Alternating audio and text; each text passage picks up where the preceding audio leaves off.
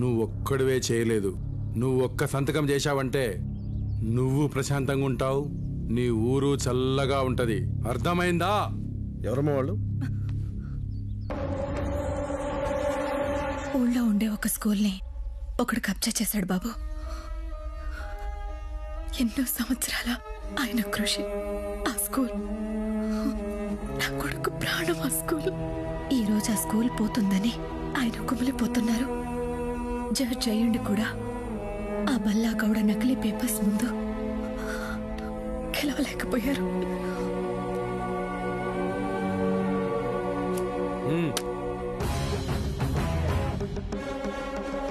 పెద్దాయన, గౌడన్ ఇక్కడికి వస్తే ఏం జరిగిందో తెలుసా? తెలుసు